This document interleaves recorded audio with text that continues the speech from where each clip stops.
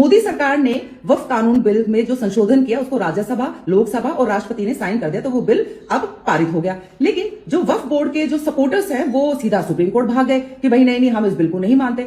Supreme court ने बोला अरे आइए, अरे ये कुर्सी हटाओ, सोफा लगाओ, चलो बताओ क्या प्रॉब्लम है। पर ये समझ में नहीं आ रहा, हिंदू पक्ष जब वक्फ बोर्ड ने जो जबरदस्ती कब्जे किए प्रॉपर्टी के, उसके खिलाफ जब सुप्रीम कोर्ट गए अर्जी लेके, तो सुप्रीम कोर्ट ने बोला अरे सीधा 5वां फ्लोर, चलो नीचे चलो। तुम्हें पता हमारे पास कितने सारे केस हैं, पहले नीचे जाओ। सुप्रीम कोर्ट अगर किसी को फांसी तक की सजा दे दे तो वो इंसान राष्ट्रपति के पास जा सकता है दया याचना के लिए, और अगर राष्ट्रपति का मन करे तो वो उसको दया याचना दे सकता है, उसको फांसी की सजा नहीं होगी। यानी कि सुप्रीम कोर्ट के फैसले को राष्ट्रपति पलट सकता है। लेकिन जब राष्ट्रपति ने बिल पे साइन कर दिया तो सुप्रीम कोर्ट इसकी सुनवाई क्यों कर रहा है? अब शाहबानो केस तो आपने सुना ही होगा। शाहबानो एक महिला थी जिसको उसके पति ने तलाक दे दिया। अब जब महिला को तलाक दे दिया तो बेचारी उसको लगा कि मैं अपनी जिंदगी कैसे गुजर बसर करूंगी, वो सीधा पहुंच गई सुप्रीम कोर्ट। उसने सुप्रीम कोर्ट को कहा कि भाई मेरे पति ने मुझे तलाक दे दिया पर मैं अपना गुजारा कैसे चलाऊंगी।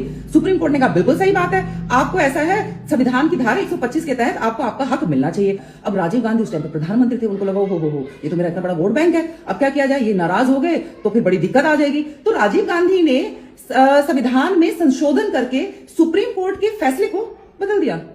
तो बड़ा कौन हुआ? पार्लियामेंट। अब अगर सुप्रीम कोर्ट मान लो ये कह ही देती है भाई नहीं ये बिल नहीं चलेगा, कैंसिल करो, तो मोदी सरकार क्या करेगी? ठीक है, संविधान में चेंज करते हैं, बिल पास करा देते हैं, सुप्रीम कोर्ट के जजमेंट को कैंसिल।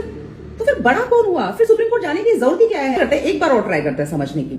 अब राम भूमि का जो केस था आपको पता है कितने सैकड़ों सालों चला है ना? तो जब सुप्रीम कोर्ट में हिंदू पक्ष गया तो उनको यह कहा गया कि भाई आप साबित करो कि यहाँ राम का जन्म हुआ। कोर्ट में सबूत चलते हैं, पेपर चलता है कोर्ट में, इमोशनल कहानियां नहीं चलेंगी यहाँ पे। धर्म से संबंधित जो किताबें हैं और जितने भी डॉक्यूमेंट जो भी हो उसे प्रूफ किया गया, फिर कहीं जाके ये फैसला लिया गया सालों साल की लंबी लड़ाई के बाद कि हाँ चलो ठीक है मान लिया आपके राम थे। 2 साल पहले मुगलों ने दे दी, वक्फ कर दी जमीनें, उनके पेपर कहां से लाए? अब सुप्रीम कोर्ट का भी यही कहना, हाँ भाई बात तो सही है कि 200, 300, 400 साल पहले क्या रजिस्ट्री होती थी, क्या रजिस्ट्रेशन होते थे, कहां से लाएंगे डॉक्यूमेंट?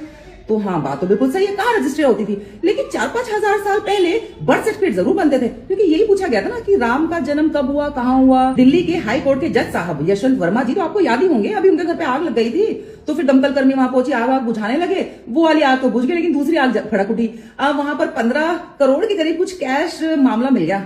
सुप्रीम कोर्ट ने भी कहा कि हम दुनिया जहान के लोगों को हर गलत काम के लिए सजा देते फिरते, इवन फांसी तक की सजा दे देते हैं हम लोग। आप क्या सोच रहे हो आपके घर पे 15 करोड़ रुपए मिलेंगे कैश? रिश्वत का ही पैसा होगा, वरना कहां आपकी फैक्ट्री लगी हुई है नोट छापने की।